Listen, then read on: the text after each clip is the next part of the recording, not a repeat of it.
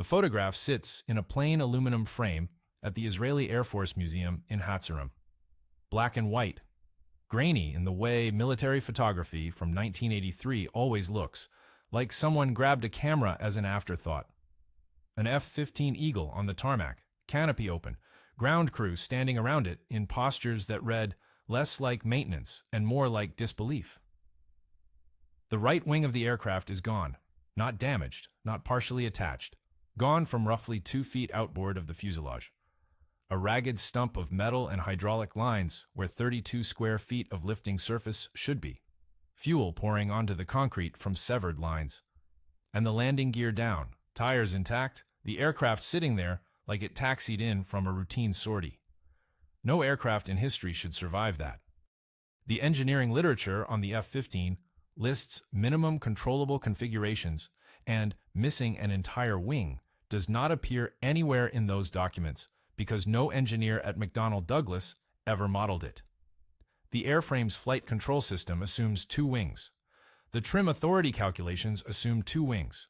Every parameter governing stable flight assumes the basic bilateral symmetry that has defined heavier-than-air aviation since the Wright Flyer. You strip one wing off an airplane at combat speed, and what you get in every simulation, in every wind tunnel extrapolation, in every case study before and since, is an unrecoverable departure from controlled flight followed by ground impact in under 4 seconds. The Israeli Air Force got something different. They got a photograph of an airplane that broke the rules and a pilot who didn't realize the rules had been broken until he climbed out of the cockpit and looked at what he'd landed.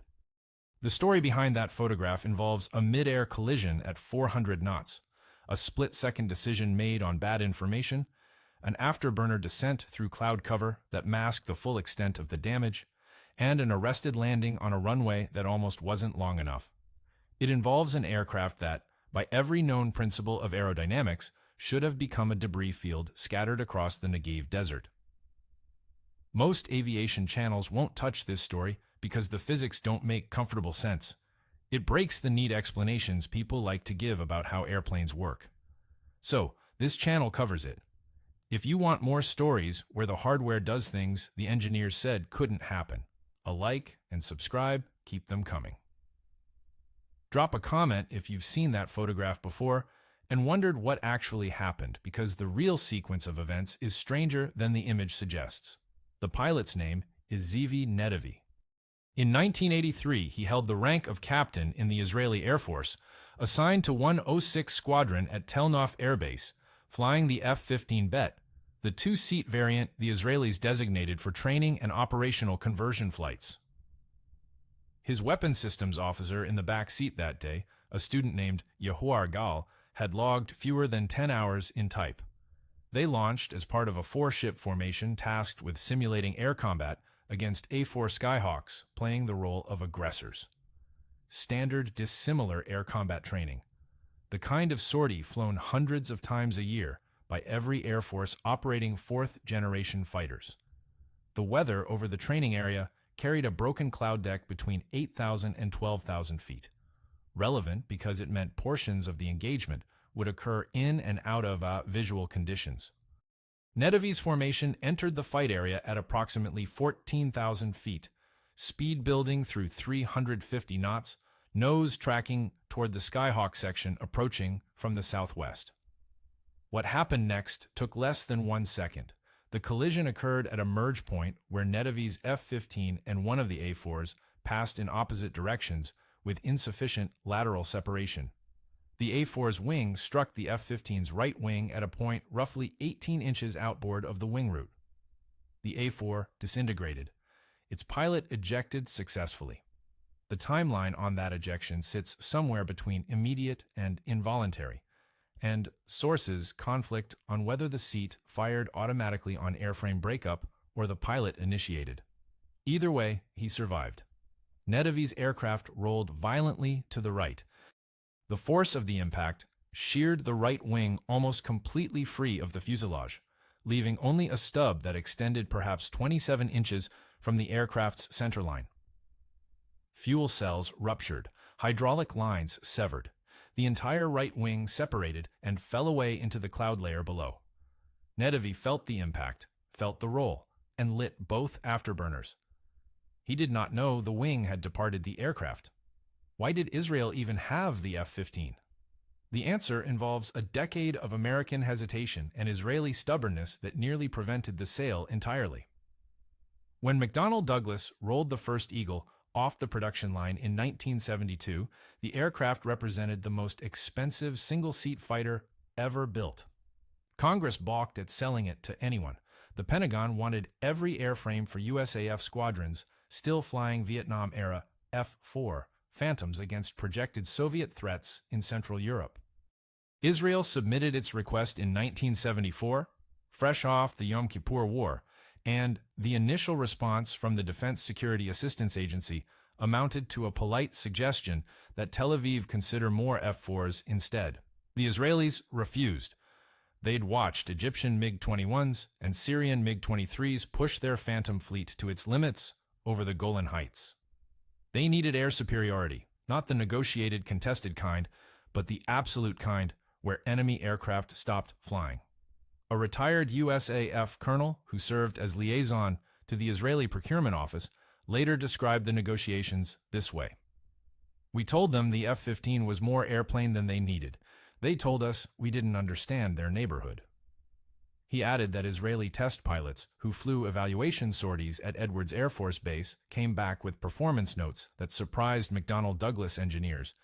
They'd explored flight envelope corners the manufacturer hadn't prioritized. Israel took delivery of its first 4 F-15s in December 1976. The aircraft received the Hebrew designation, Baz, Falcon. Within 2 years, Israeli pilots had scored their first air-to-air kills with the type, downing Syrian fighters over Lebanon. By 1982, during Operation Peace for Galilee, Israeli F-15s participated in the destruction of the Syrian air defense network in the Bekaa Valley, an operation that killed between 80 and 90 Syrian aircraft in 72 hours without a single Israeli air-to-air loss. American observers sent to debrief the campaign found that Israeli tactics diverged significantly from USAF doctrine. Where American training emphasized beyond visual range engagement using the AIM-7 Sparrow, Israeli pilots pressed to visual range and relied on the AIM-9 Sidewinder and the M61 Vulcan cannon. They fought closer, turned harder, and accepted higher G-loads for longer durations than anything in the USAF training manual. The airframe held up. McDonnell Douglas had built margins into the F-15 that its own engineers considered conservative safety factors. Israeli pilots treated those margins as operational space. Nedivi's aircraft that day over the Negev carried the same robust construction. The oversized wing root, the massive twin vertical stabilizers, Pratt & Whitney F-100 engines producing 23,800 pounds of thrust each in afterburner. In 45 seconds, every one of those design choices would matter. 3 red stars already marked the intake splitter plate of aircraft 957 when Nedivi strapped into it that morning. Each one a confirmed kill, a Syrian MiG that stopped existing because this particular airframe put itself in the right piece of sky at the right moment with the right hands on the stick. The ground crew at Tel Nof treated 957 differently than the other jets on the line. Not with superstition exactly, but with a kind of institutional awareness that some airframes accumulate history faster than others. 106 Squadron had earned that awareness the hard way. During the Bekaa Valley air campaign in June 1982, the squadron flew continuous combat sorties for 3 days straight. The operational tempo exceeded anything Israeli planners had modeled. Pilots landed, debriefed for 11 minutes, ate whatever the ground crew handed them through the canopy rail, and launched again. The squadron's after-action report, portions of which the Israeli Air Force declassified in 1997, records that individual pilots flew as many as 4 combat missions in a single day. The report uses clinical language throughout except in one passage describing the sortie rate, where the squadron commander wrote that his pilots operated beyond the boundary of reasonable fatigue. His recommendation section is redacted. 957 drew its first kill on June 9, 1982. A Syrian MiG-21 fishbed engaged at visual range over the central Bekaa at an altitude of roughly 6,000 feet. The engagement lasted under 40 seconds from initial radar contact to missile impact. The pilot, not Nedivi, a different one, O-6 Squadron aviator whose name the Israeli Air Force has never publicly confirmed, fired a single-aim 9 Lima and watched the fishbed come apart at the wing root. Debris fell into a tobacco field east of Zal. The second kill came 4 hours later. Same day, different pilot in the same cockpit, a MiG-23 flogger this time, caught turning slow at the top of a climbing reversal. The Sidewinder tracked clean and detonated against the flogger's exhaust nozzle. Syrian search and rescue helicopters recovered that pilot alive. Kill number 3 arrived on June 11th. The details on this engagement remain sparse. The Israeli Air Force has confirmed the date, the aircraft, and the type of enemy destroyed, another MiG-21. But the tactical specifics sit behind a classification wall that hasn't moved in over 40 years. By the time the ceasefire took hold, 106 Squadron's collective tally across all its airframes stood at somewhere between 12 and 17 confirmed aerial victories. The range exists because Israeli and American intelligence tallies don't perfectly align, and the squadron's own records count kills differently depending on whether the confirmation came from gun camera footage, radar tracking data, or ground observer reports. The lower number uses only gun camera evidence. The higher one incorporates Syrian loss reports obtained through signals intelligence.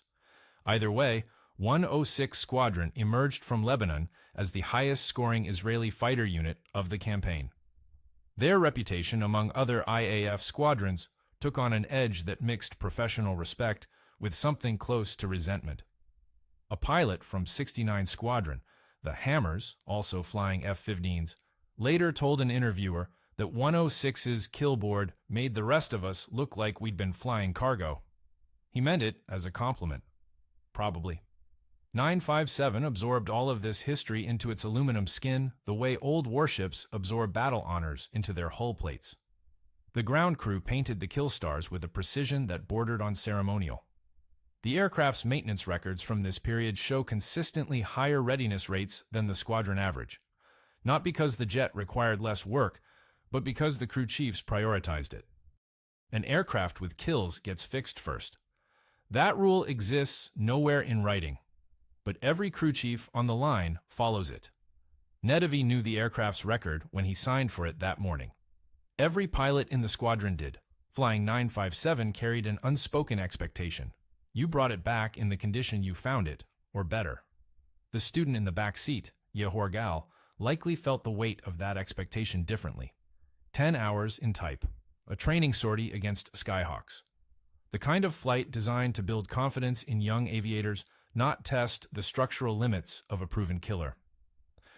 At 14,000 feet over the Negev, with the A-4 formation closing from the southwest, 957's 3 kill stars were about to become the least remarkable thing about the aircraft.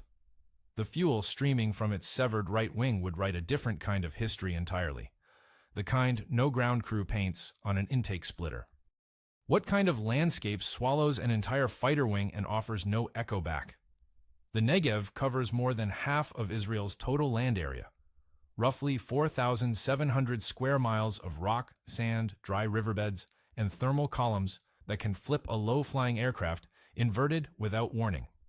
Summer surface temperatures push past 130 degrees Fahrenheit. The air above the desert floor shimmers with convective turbulence from March through October, creating false horizons that have killed pilots in every Air Force that trains there. Visibility readings at the IAF's southern ranges routinely contradict themselves. Unlimited at altitude, functionally zero at the surface where heat distortion turns the ground into liquid. The Israeli Air Force chose this terrain deliberately. Training over the Negev meant training in the worst optical environment a fighter pilot could encounter short of actual combat. Dust columns rose without wind. Columns rose without.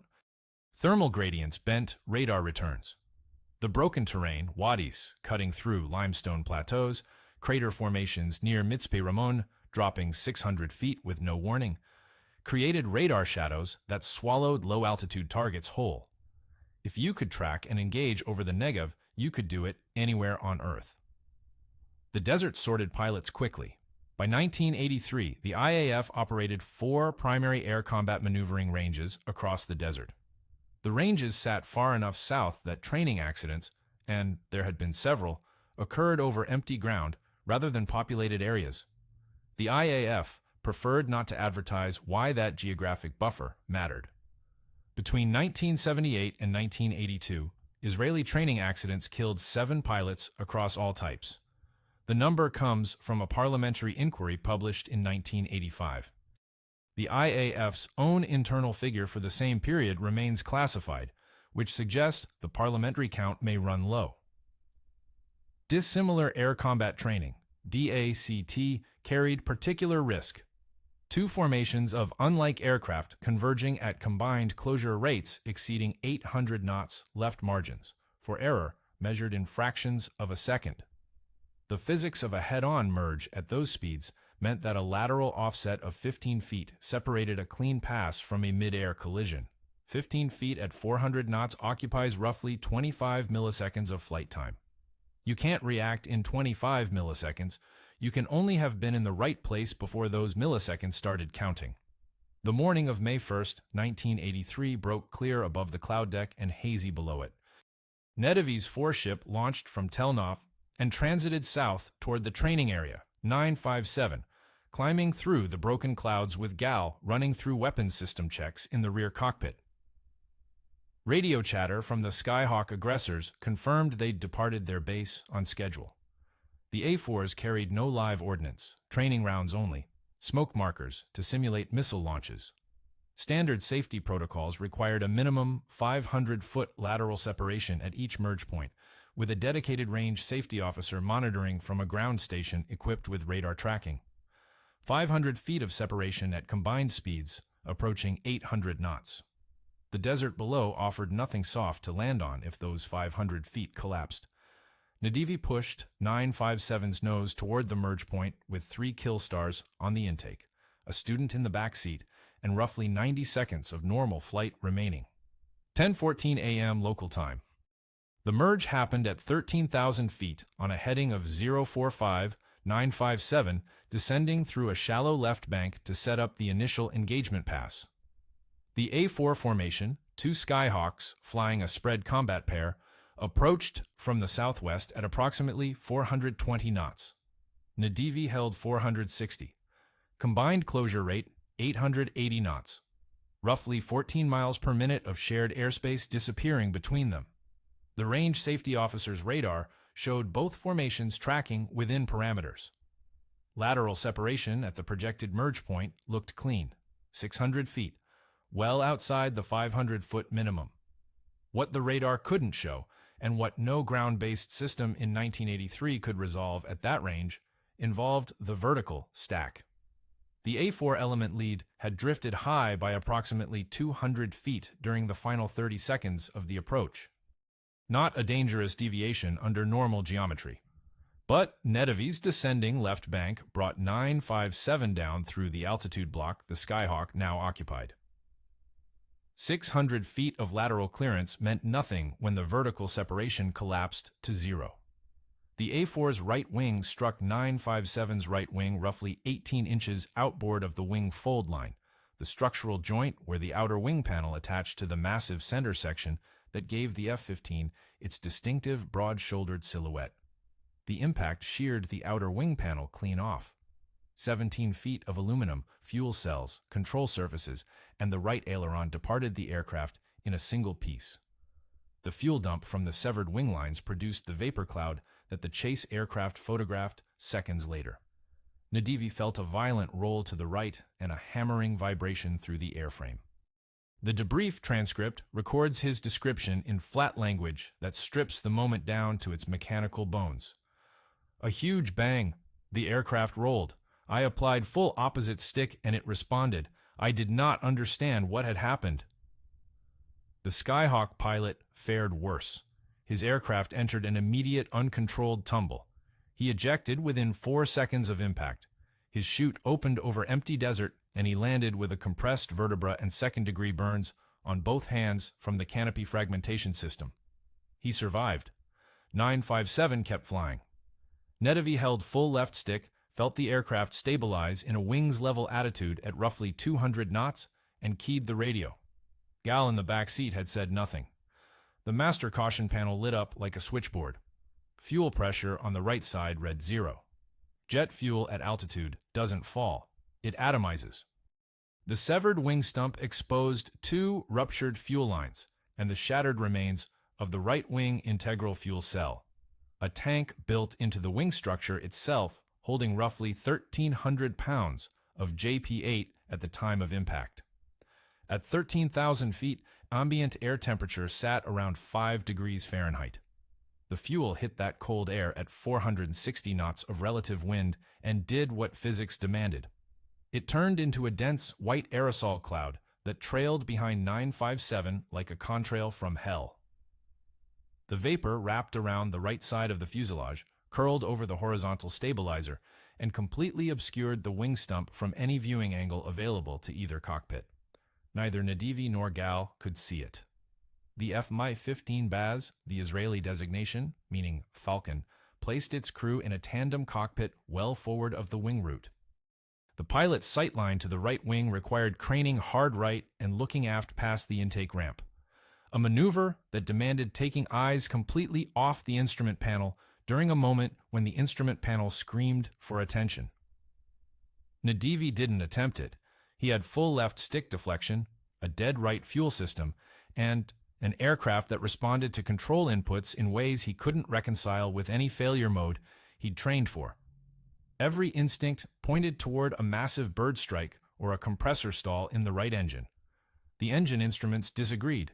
Both Pratt and Whitney's showed normal parameters, temperatures nominal, RPM steady. That contradiction absorbed his attention entirely. Gal's view from the rear cockpit offered even less information. The backseater in a 2-seat F-15 sat higher than the front, optimized for radar work and weapons system management, not external visual reference. The rear canopy's aft quarter panels angled away from the wing route. Even without the fuel cloud, Gal would have needed to physically unbuckle his shoulder harness and twist his torso 90 degrees to see the wing. With the fuel cloud, he could have pressed his helmet against the canopy glass and seen nothing but white. The fuel dump rate from severed lines ran at approximately 400 pounds per minute. 957 carried around 11,000 pounds of internal fuel at the time of collision. Simple arithmetic gave the aircraft roughly 27 minutes before the left side tanks drained through the cross-feed system and both engines flamed out. Nedivi didn't have access to that arithmetic because he didn't know about the wing. The fuel quantity gauge on the right side read 0, consistent with a ruptured fuel cell. The left side showed normal.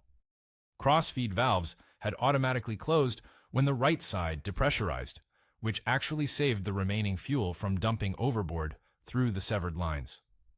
A piece of automated logic buried in the fuel management system, designed by an engineer at McDonnell Douglas who probably never imagined this scenario, bought Nedivi time he didn't know he needed. The chase aircraft, another F-15 from 106 Squadron flying the standard training safety position roughly 2,000 feet in trail, saw everything. The pilot, whose name has never appeared in any public account of the incident, keyed his radio and said words to the effect of, "You are trailing fuel and vapor? I cannot see your right wing?" Sources conflict on the exact phrasing. The commonly cited version, "Ziv, you have no wing," may be a reconstruction from later interviews rather than a verbatim transcript. The range safety officer's communication log from that morning has never surfaced publicly. Nedivi heard the call. He processed it, then made a choice that aerodynamic theory said should kill him. He kept flying. 10:14 and 32 seconds, 18 seconds since impact. Nedivi shoved both throttles past the detent into full afterburner.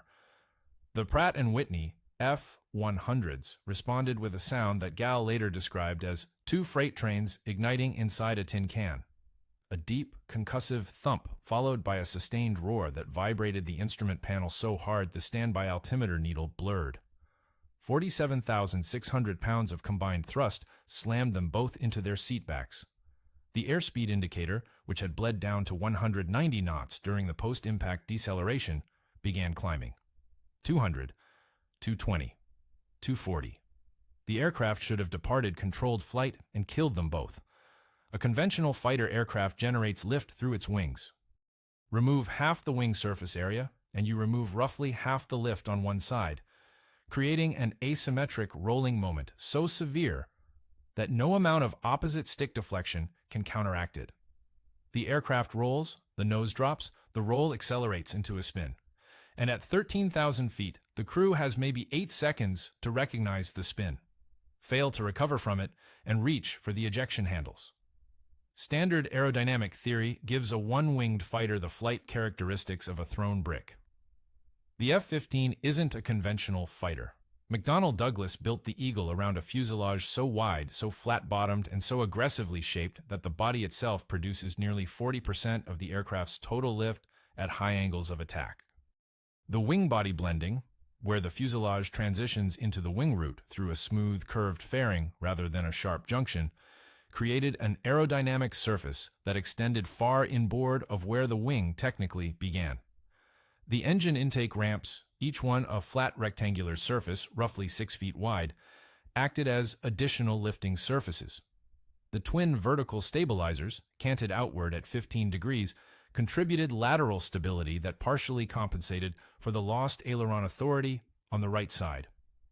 957's remaining left wing still generated full lift. The right side of the fuselage, intake ramp, wing root stub, engine nacelle, generated enough supplemental lift to keep the asymmetry within the range that full left stick and differential stabilator could manage. Barely. The control stick pressed against Nedivi's left thigh, with enough force to leave a bruise he'd photographed 2 days later. The afterburners changed the equation in a way no engineer had calculated and no test pilot had validated. Speed means lift. Lift means control authority. By accelerating through 260 knots, Nedivi increased the dynamic pressure across every remaining aerodynamic surface on the aircraft. Fuselage, left wing, stabilators, the ragged stump where the right outer wing panel used to attach. More dynamic pressure meant more lift from the body, which closed the asymmetry gap enough that the control deflections Nedivi held could actually keep the aircraft pointed in a direction that wasn't straight down. He didn't know any of this. Nedivi lit the afterburners because he'd lost hydraulic pressure warnings on 2 of 3 flight control systems, and training doctrine for multiple hydraulic failure said to get fast and stay fast. Faster airflow over the control surfaces meant they could do more work with less hydraulic authority. The doctrine assumed you still had both wings. The doctrine also assumed you'd slow down to attempt a controlled ejection if the situation deteriorated further. Nedivi skipped that part of the checklist. The cockpit shook with a frequency that Gal compared to sitting on a washing machine full of rocks. Every loose item in the rear cockpit, 2 checklists, a navigation chart, 3 pencils, the spare visor for his helmet, bounced off surfaces and settled into the footwells. The right rudder pedal vibrated so violently that Nedivi pulled his foot off it entirely and flew with left rudder only, feeding in small corrections by feel. The heads-up display flickered twice, stabilized, then displayed flight path data that made no aerodynamic sense. The velocity vector sat 4 degrees left of the flight path marker, indicating a side slip that the aircraft somehow maintained without departing. The air data computer, receiving pressure readings from sensors that no longer existed on the right wing, defaulted to left side only inputs and produced numbers that were technically accurate for half an airplane. Gal broke his silence. Ziv, something is very wrong with the right side. The understatement landed in a cockpit filled with the shriek of 2 engines in full afterburner and the rattle of a fuselage absorbing aerodynamic loads it had never been designed to carry, all underneath the persistent electronic tone of a master caution system, cycling through failures faster than either crew member could acknowledge them. Nedivi didn't answer. He pointed the nose toward Ramon Airbase, 62 nautical miles to the southwest, and held the afterburners in. Fuel consumption in full afterburner ran at approximately 800 pounds per minute per engine. 1,600 pounds combined. The left side tanks held around 5,000 pounds. Simple math. 3 minutes of afterburner before flameout. Nedivi needed 11 minutes to reach Ramon. Nedivi pulled the throttles out of afterburner at 10:17 a.m., 3 minutes and 18 seconds after lighting them. The left fuel gauge read 1,900 pounds. Both engines stayed lit. He nursed the throttles into mill power and held 260 knots, the speed below which the aircraft tried to roll inverted, and above which he could maintain something resembling wings-level flight. Normal landing speed for an F-15 ran between 130 and 140 knots. He'd be touching down at twice that. Ramon's runway stretched 10,000 feet across flat desert hardpan. At 260 knots, 957 would eat that distance in 23 seconds. The tailhook, every F-15 carried one for exactly this kind of emergency, needed to catch the arresting cable laid across the runway at the 1,000-foot mark. Miss the cable and the aircraft would depart the far end of the runway still doing 100 knots, plow through the overrun, and disintegrate across the sand. Gal talked him down. The backseater, who'd barely spoken since the collision, now fed Nedivi a continuous stream of altitude, airspeed, rate of descent. His voice on the cockpit recorder, portions of which Israeli aviation journalists have transcribed, though the full tape remains in IAF archives, carried the flat cadence of a man reading instruments with total detachment from the fact that he sat in half an airplane. 260, 11,000 descending, rate of descent 800, looking good. The phrase looking good appears 4 times in the final 2 minutes of the recording. Nothing about the situation looked good. Nedivi flew the approach without flaps. Deploying them would have increased lift asymmetry beyond what his remaining control authority could handle. More lift on the intact left wing, rolling moment to the right, full stick already against his thigh, with nowhere left to go.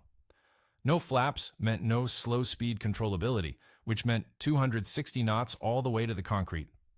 The tower at Ramon cleared all traffic and rolled the crash trucks. The base commander, who'd been monitoring the emergency frequency, stood on the observation deck and watched 957 materialize out of the desert haze, trailing a thin white ribbon of residual fuel vapor. From the tower's angle, head-on, slightly elevated, the missing wing panel became visible for the first time to anyone on the ground.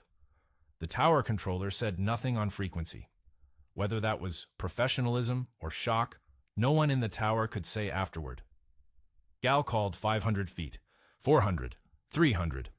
The runway filled the windscreen. Nedivi held the nose attitude steady and resisted every instinct to pull back on the stick and flare, the standard landing technique that bleeds speed before touchdown. Flaring would slow the aircraft below 260 knots. Below 260 knots, the aircraft would roll. Rolling at 200 feet meant a fireball on the runway threshold. He flew 957 into the concrete at 262 knots with 0 flare. The main gear hit so hard the oleos, the shock-absorbing struts inside each landing gear leg, compressed to their mechanical stops and bounced the aircraft 15 feet back into the air. It came down again, stayed down. The tailhook grabbed the arresting cable at the 900-foot mark, and the deceleration shoved both crew members forward into their harnesses with a force Gal estimated at 4 Gs. The tires shredded. Rubber fragments sprayed across the runway in a pattern the maintenance crews photographed before cleanup. 957 ground to a stop with 600 feet of concrete remaining. Both engines still running, hydraulic fluid pooling under the belly in a dark, spreading stain. Nedivi shut down the engines. The cockpit went quiet for the first time in 11 minutes. He climbed out on the left side, dropped down to the tarmac, walked around the nose, and saw it. The right wing ended abruptly, just outboard of the route, a jagged aluminum cliff where 17 feet of aircraft used to be. Fuel still dripped from the stump in a thin, steady stream that caught the desert light. Gal climbed down and stood beside him. Neither man spoke. The sound hit first, a metallic shriek that ground Crew Sergeant Yehoar Gal compared to dragging a dumpster across a parking lot at 200 kilometers per hour. The tailhook caught the cable. For 1.4 seconds, the arresting system did its job. Then, the hook shank, a forged steel component rated for 60,000 pounds of tensile load, snapped clean off the airframe and cartwheeled down the runway in a shower of sparks that scored the concrete for 40 meters. 957 lurched forward, free of the cable, still rolling at approximately 90 knots. Nedivi stomped both brake pedals to the floor. The left main gear brakes engaged. The right main gear brakes, fed in by the same hydraulic system that had been hemorrhaging fluid since the collision, grabbed intermittently, pulsing with whatever residual pressure remained in the lines. The aircraft yawed right with each pulse, then straightened as Nedivi corrected with nose-wheel steering that responded in lurches rather than smooth inputs. The anti-skid system, detecting wildly different brake pressures side to side, cycled so rapidly that Dahan described the sound from the flight line as machine gun fire under the tires. The U.S. Navy lost an F-14 Tomcat off the deck of the USS Kennedy in 1983 under loosely similar circumstances. Tailhook failure during an arrested recovery, full braking on a surface that offered finite stopping distance. The Tomcat went over the side. The math is the same whether the overrun is ocean or desert hardpan.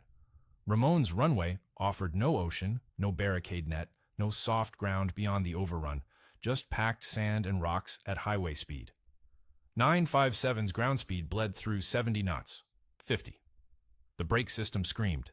Nedivi held both pedals flat, feeling the right side grab and release in a stuttering rhythm that shook the entire airframe. 30 knots, 20.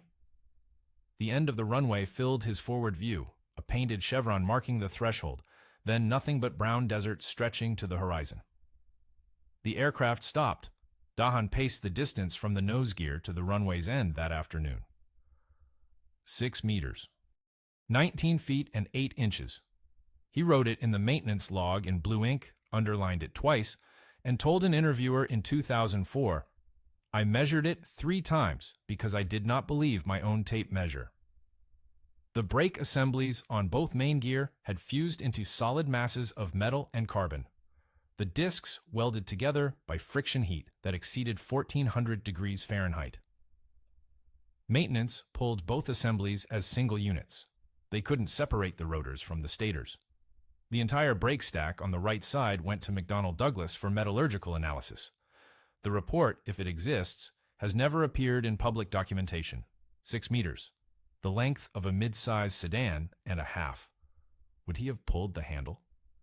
Nedivi answered that question in a debrief room at Ramon 3 hours after the landing, still wearing his flight suit, still carrying the bruise on his left thigh, where the control stick had pressed for 11 minutes straight. The IAF investigation board asked him directly. His answer entered the official record and has been quoted in every account since. "If I had seen what you are showing me in this photograph, I would have ejected immediately." He meant it. Every pilot in the room knew he meant it. The photograph showed 957 in profile, parked on the runway, the right side of the aircraft terminating in a ragged stump that looked like someone had taken industrial shears to it just outboard of the landing gear bay. 17 feet of wing, gone. The leading edge slat, the outboard aileron, the wingtip missile rail, the navigation light, the entire outer wing panel with its internal fuel cell and structural spar. All of it scattered across 4 square miles of Negev desert in pieces no larger than a kitchen table. What remained resembled an aircraft the way a 3-legged dog resembles a greyhound. Functional. Barely. And only because it didn't know it shouldn't be. The aircraft's ignorance is the whole point. The F-15's flight control system operated through a mechanical linkage backed by 3 independent hydraulic systems. No fly-by-wire computer mediated between Nedivi's hands and the control surfaces. No software algorithm looked at the sensor inputs, calculated that the aircraft had lost a wing, and commanded an ejection or a controlled shutdown. The stick moved cables, which moved actuators, which moved surfaces. If the surfaces could still bite air, and the hydraulics could still push them, the aircraft flew. It didn't know it had lost a wing because it had no mechanism for knowing. The flight control computer, a relatively simple analog unit in the 1983 D model, monitored hydraulic pressure and control surface position. it did not monitor wing structural integrity.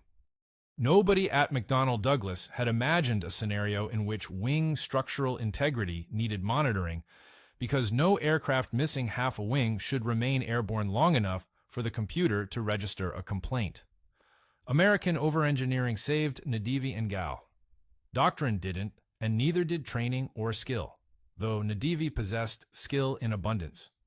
The margins built into every structural joint, every hydraulic line, every control surface, actuator on the F-15 exceeded the requirements by factors that the engineers themselves considered conservative. The wing root, where the outer panel sheared away, held because McDonnell Douglas designed it to absorb 9 Gs across the full wingspan. With half the wingspan gone, the remaining root structure experienced loads well within its design envelope. The hydraulic lines severed by the separation sealed themselves through check valves that isolated damaged sections automatically. 2 of 3 hydraulic systems continued functioning at reduced pressure. The Pratt and Whitney F-100 engines, ingesting turbulent airflow disrupted by the missing wing, kept producing thrust because their inlet geometry tolerated distortion levels up to 15 degrees, a specification driven by the requirement to fire missiles at extreme angles of attack, not to fly with missing wings, but applicable to both. Every one of these margins existed because American defense procurement in the 1970s demanded them. Congressional oversight committees that questioned the F-15's unit cost $28 million in 1983, roughly $78 million adjusted, pointed at those margins as waste. Gold plating, they called it. Redundancy beyond reason. The third hydraulic system alone added 1,100 pounds of weight and $400,000 per aircraft. Nedivi and Gal are alive because of that $400,000. The A-4 pilot, the student flying the Skyhawk that collided with 957, ejected successfully over the desert and landed with a compressed vertebra and second-degree burns on his hands from the ejection seat rocket. He returned to flight status 5 months later. His name does not appear in most accounts of the incident. The IAF investigation attributed the collision to a breakdown in deconfliction procedures during the simulated engagement, not to pilot error on either side. The relevant section of the final report runs to 41 pages. 37 remain classified. Nedivi flew again within 2 weeks. 957 never did. "We bolted a new wing on it," said Moshe Levy, the crew chief assigned to 957's reconstruction. "Took us 8 weeks. The Americans sent the wing panel from St. Louis in a crate the size of a school bus." McDonnell Douglas engineers flew to Ramon in June 1983 to assess the airframe. Their initial recommendation: strike it from the inventory, write it off. The stress analysis on the right wing root showed deformation patterns that fell outside every known repair manual. The IAF declined. They had paid for the aircraft. They intended to fly it. The Americans relented. A structural repair team spent 3 weeks at Ramon with ultrasonic testing equipment, X-ray plates, and a portable metallurgical lab that occupied an entire maintenance bay. They inspected every rivet, every spar cap, every fastener in the fuselage, and remaining wing structure. The findings surprised them. Levy recalled the lead McDonnell Douglas engineer shaking his head over the inspection data. He kept saying the word nominal. Everything read nominal. He couldn't explain it. The new outer wing panel arrived by C5 Galaxy in late June. Installation took another 4 weeks. Hydraulic lines replaced. Brake assemblies rebuilt from scratch. Both sides, not just the fused units. The right main gear strut, bent 11 degrees off true by the landing impact, swapped for new. Flight control rigging checked against factory specifications and found within tolerance on every axis. 957 flew its return to service check flight on August 14, 1983. The test pilot, not Nedivi, reported the aircraft handled normally across the full flight envelope. No asymmetry, no anomalies. The fuel system held pressure. All 3 hydraulic systems read green. The aircraft returned to operational status with 106 Squadron the following week. Nedivi continued flying F-15s. Gal completed his backseat qualification and eventually moved to a different squadron. The A-4 pilot, whose Skyhawk struck 957, recovered fully, earned his wings, and flew operational missions. His compressed vertebra healed without surgical intervention. 957 itself accumulated several thousand additional flight hours over the next 2 decades. The IAF retired it in the early 2000s as newer F-15 IRAM variants entered service. The final entry in the aircraft's maintenance log, a document that spans 20 years of operational service, 3 confirmed kills, and 1 mid-air collision, lists its disposition in 2 words: retired, serviceable.